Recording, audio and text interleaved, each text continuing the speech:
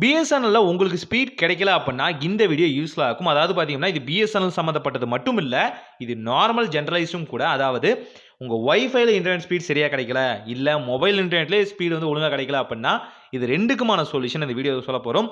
முக்கியமான ஒரு விஷயம் தெளிவாக சொல்லிட்டேன். முடிஞ்ச அளவுக்கு இதில் யார் யாருக்கெல்லாம் பார்த்தீங்க அப்படின்னா இன்டர்நெட் ஸ்பீட் வரலையோ அவங்க மட்டும் இது யூஸ் பண்ணுங்கள். ஆல்ரெடி நல்லா வந்துட்டு இருக்கு அப்படின்னா இதை தயவு செஞ்சு ட்ரை பண்ணாதீங்க. அதுக்கு முன்னாடி இது ரெண்டுலையும் என்ன வகையான ஸ்பீட் இருக்குது அப்படிங்கிறத காமிச்சிடுறேன். ஸோ இந்த சைடு பார்த்தீங்க அப்படின்னா பிஎஸ்என்எலோட ஒய்ஃபை, இந்த சைடு பார்த்தீங்கன்னா நார்மல் பிஎஸ்எனோட இன்டர்நெட். இதோட ஸ்பீட்ஸ் என்ன அப்படிங்கிறது இப்போ பார்க்கலாம். ஸோ ஒரு பக்கம் பார்த்தீங்கன்னா பிஎஸ்எனோட ஃபைபர், இன்னொரு சைடு பார்த்தீங்கன்னா பிஎஸ்எனோட நார்மல் இன்டர்நெட், அதாவது சிம் இன்டர்நெட். இந்த பக்கம் பார்த்தீங்கன்னா ஃபைபர் இன்டர்நெட். ஸோ ரெண்டுக்குமான ஸ்பீட் பார்த்துட்டீங்க இல்லையா? இப்போ பிஎஸ்என்எலோட ஃபைபர் இன்டர்நெட் எப்படி இன்க்ரீஸ் பண்ணுறதுனா, அந்த ஃபைபரில் கனெக்ட் பண்ணியிருப்பீங்களா மொபைல், அதை சூஸ் பண்ணுங்க. இப்போ பென்சில் ஐக்கானை கிளிக் பண்ணுங்க. அட்வான்ஸ் ஆப்ஷன் அப்படிங்கிற ஆப்ஷன் வந்து நீங்கள் கிளிக் பண்ணுற மாதிரி இருக்கும். கிளிக் பண்ணோடனே பாட்டமில் ஸ்க்ரோல் பண்ணீங்க அப்படின்னா கரெக்டாக வந்து ஐபி செட்டிங்ஸ் அப்படிங்கிற ஆப்ஷன் இருக்கும். அதை டிஹெச்சிபியிலேருந்து ஸ்டேட்டஸ் அப்படிங்கிற ஆப்ஷனுக்கு மாற்றுங்க. இன்னும் பாட்டமில் ஸ்க்ரோல் பண்ணிங்க அப்படின்னா DNS1 DNS2 அப்படிங்கிற ஆப்ஷன் இருக்கும். பாட்டமில் ஸ்க்ரோல் பண்ணணும்.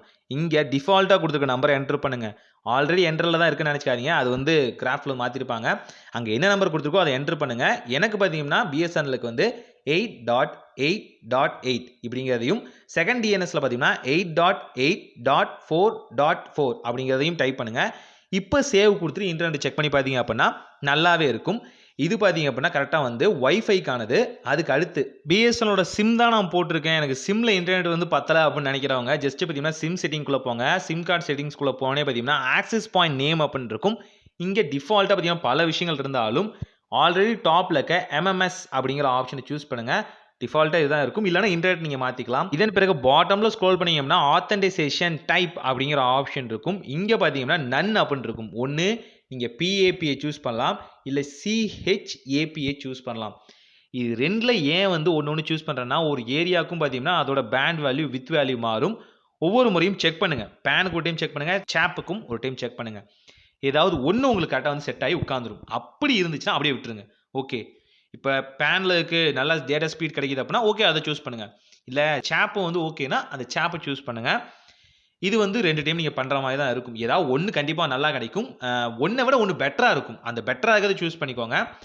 இதை சூஸ் பண்ணதுக்கப்புறம் நீங்கள் இன்டர்நெட் வந்து செக் பண்ணி பார்த்தீங்க அப்படின்னா ரொம்பவே அருமையாக இந்த இன்டர்நெட்டோட ஸ்பீட் பார்த்தீங்கன்னா உங்களுக்கு இருக்கும்னு நான் உறுதியாக சொல்ல முடியும்.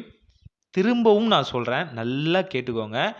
நல்லா எனக்கு இன்டர்நெட் இருக்குது, எனக்கு இன்டர்நெட் ஸ்பீடில் எந்த வகையான ப்ராப்ளம் இல்லை அப்படின்னு சொல்கிறவங்க இதை தயவு செஞ்சு ட்ரை பண்ணாதீங்க. உங்களுக்கு எல்லாம் இப்போ கரெக்டாக தான் இருக்குன்னு அர்த்தம். இதை நீங்கள் மாற்றினீங்க அப்படின்னா உங்களுக்கு இன்னும் இன்டர்நெட் ஸ்பீடு மோசமாக தான் ஆகும். இல்லை எனக்கு சுத்தமாக இன்டர்நெட்டே வந்து ஒர்க் ஆகலை, இப்படி தான் இருக்குது, ரொம்ப கேபிக்கும் கீழே இருக்குது, எம்பி கூட இல்லைப்பா அப்படின்னு சொல்கிறவங்க மட்டும் இந்த விஷயத்தை செக் பண்ணுங்கள். நான் ஏன் இதை அழுத்தி சொல்கிறேன்னா, பிரச்சனைக்கு என்னால் சொல்யூஷன் தான் கொடுக்க முடியும். நீங்களே ஒரு பிரச்சனையை கிரியேட் பண்ணால் அதுக்கு நான் என்ன பண்ண முடியும் புரிஞ்சுக்கோங்க. ஸோ இது மூலிமா பிஎஸ்எனலோட ஒய்ஃபை ஆகட்டும், நார்மல் பிஎஸ்என்எல் ஆகட்டும், இந்த மாதிரி விஷயங்களுக்கு வந்து சொல்யூஷன் பார்க்க முடியும். இது பிஎஸ்என்எலுக்குன்னு மட்டும் இல்லை, மற்ற நெட்வொர்க்கும் இதை ட்ரை பண்ணி பார்க்கலாம். இன்ஸ்டெட் ஆஃப் நீங்கள் ரொம்ப ரிசர்வ்டு ஃபாரஸ்ட் ஏரியாக்குள்ளே இருக்கீங்க அப்படின்னா இந்த மாதிரி அழகாக வந்து ஸ்பீடை வந்து நீங்கள் இன்க்ரீஸ் பண்ணிக்க முடியும். பல நேரங்களும் இது யூஸ்ஃபுல்லாக இருக்கும். சில நேரங்களில் பார்த்தீங்கன்னா இந்த விஐக்கெல்லாம் பார்த்தீங்கன்னா மழை வந்தாலே எனக்கு பிரச்சனை ஆகிடுது ப்ரோ, அப்போல்லாம் பார்த்தீங்கன்னா பயங்கர மோசமாகிடுது அப்படின்னு சொல்கிறவங்களுக்கு இந்த மாதிரியான செட்டிங் கண்டிப்பாக யூஸ்ஃபுல்லாக இருக்கும். அப்போ வந்து நீங்கள் இதை சூஸ் பண்ணிக்கலாம்.